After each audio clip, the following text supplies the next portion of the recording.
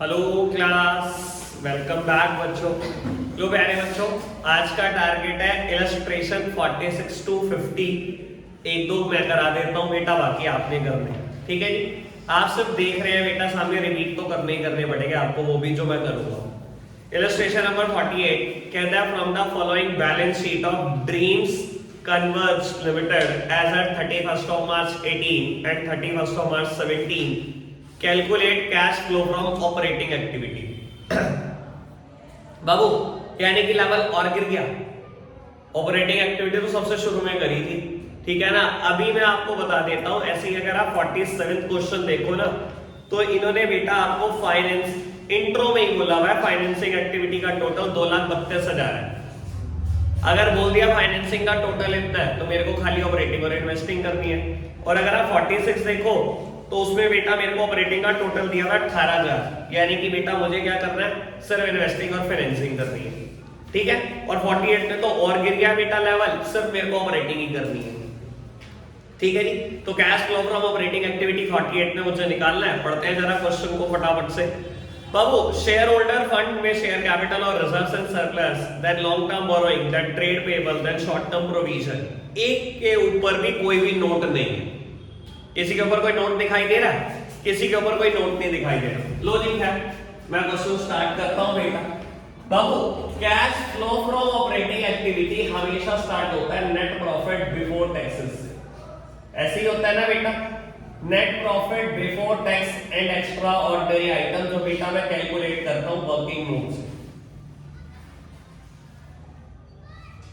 ऐसे ही है बेटा। शेयर होल्डर फंड में शेयर कैपिटल 5 लाख से 7 लाख हो गई, 2 लाख की इशू हो गए बेटा। ये कहां जाएगा? फाइनेंसिंग एक्टिविटी में। क्या कोई लेना देना ऑपरेटिंग एक्टिविटी से? भूल जाओ।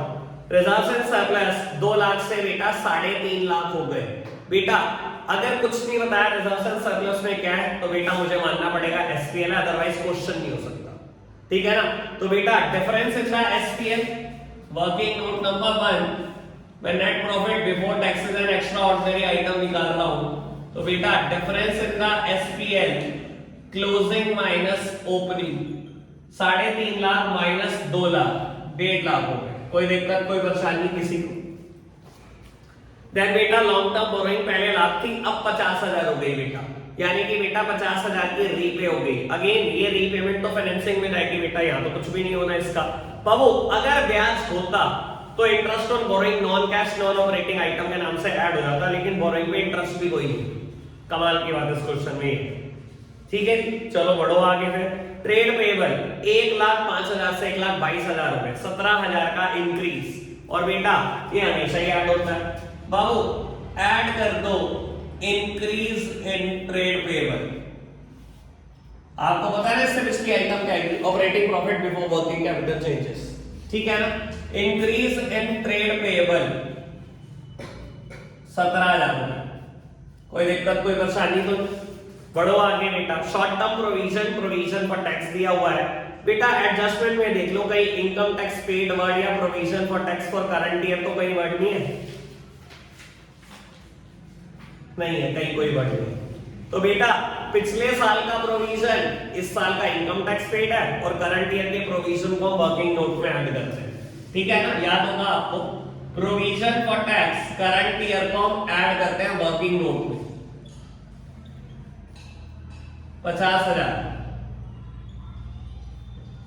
और बेटा इनकम टैक्स पेड सबसे लास्ट में ऑपरेटिंग एक्टिविटी में से माइनस हो जाएगा। जो पिछले साल का प्रोविजन है वही इनकम टैक्स पेड है।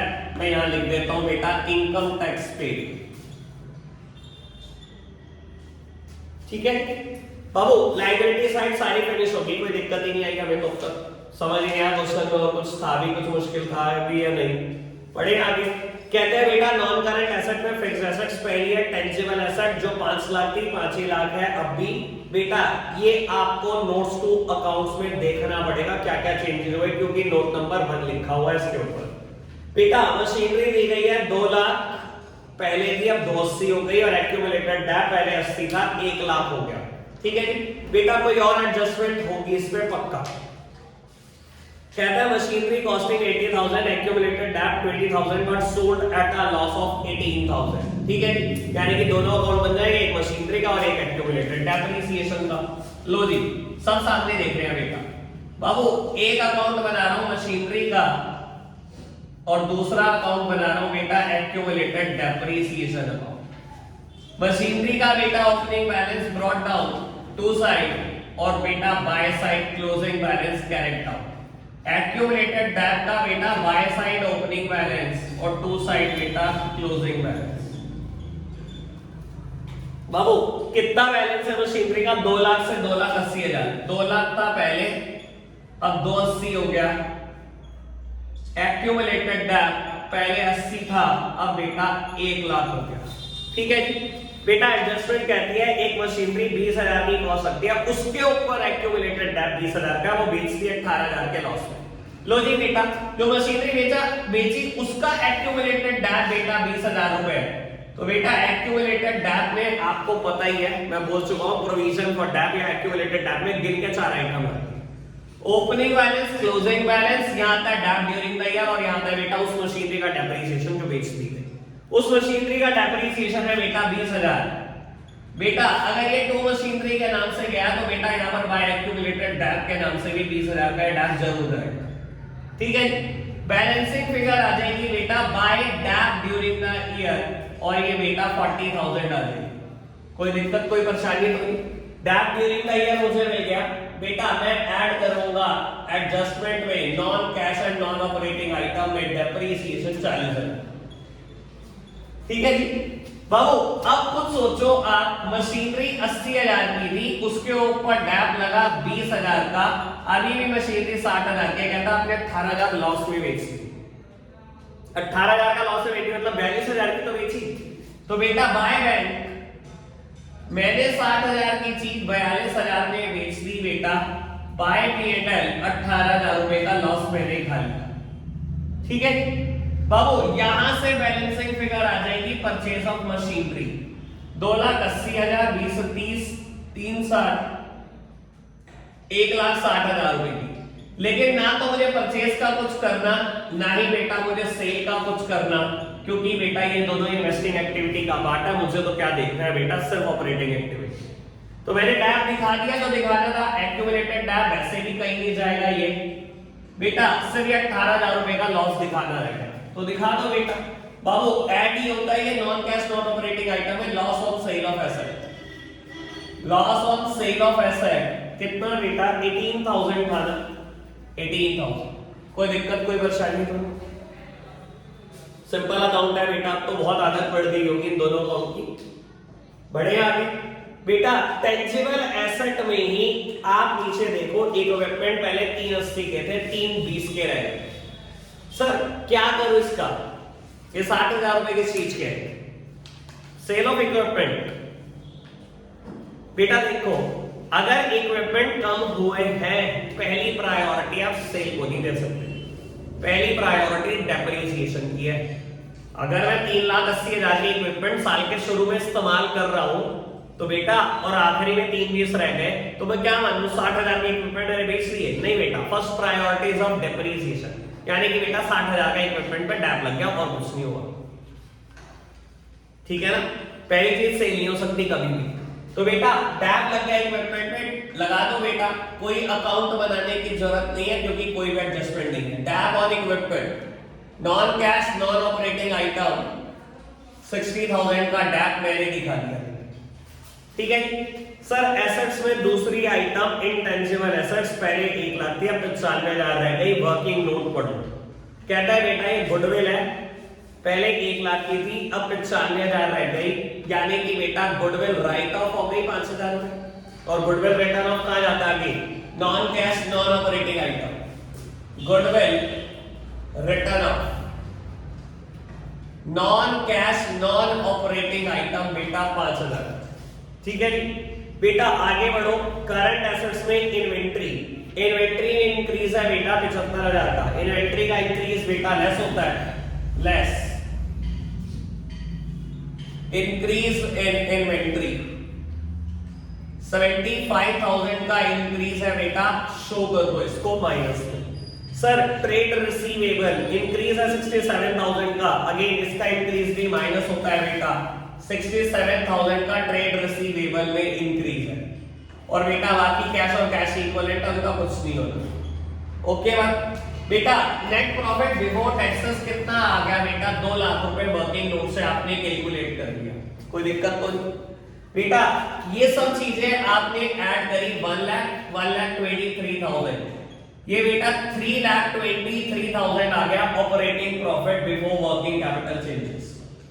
Operating profit before working capital changes.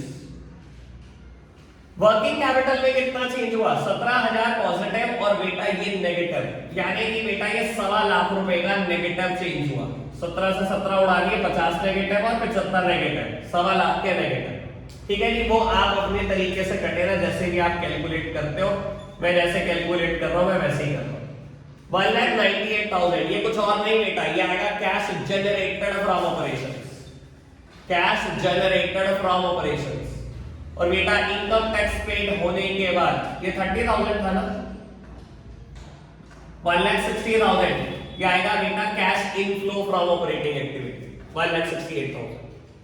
Simple है क्वेश्चन, मैं ना भी कराता तब भी होता बेटा, ऐसी तो कोई बात है ही नहीं इसमें कि मेरे कराने से ही होता।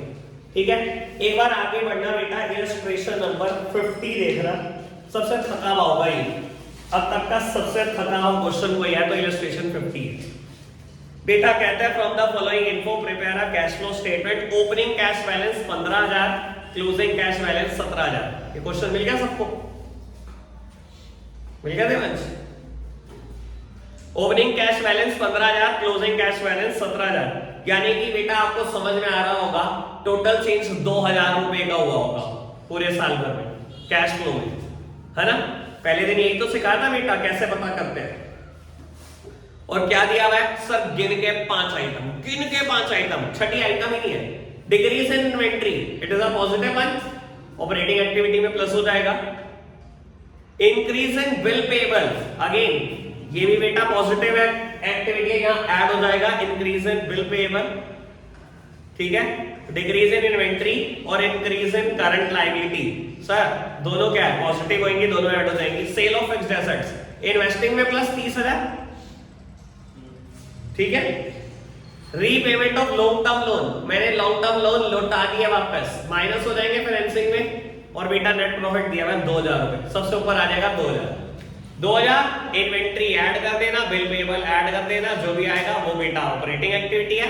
सेल ऑफ फिक्स्ड एसेट्स बेटा इन्वेस्टिंग एक्टिविटी है, repayment of loan financing activity है। क्वेश्चन खत्म, समझ सकते हो क्वेश्चन का लेवल क्या है। ठीक है ना, सबसे पहले यहीं से स्टार्ट करना, रिवर्स ऑर्डर में चलो, 50, 49, 48, 47, 46, और कोई होमवर्क नहीं है, अभी निपटाना है। कल ये चैप्टर 4 क्वेश्चन का रह गया, कल थोड़े मुश्किल क्वेश्चन, कल खत्म करेंगे बेटा चैप्टर। आज के लिए इतना ही रखेंगे बेटा, बाय बाय।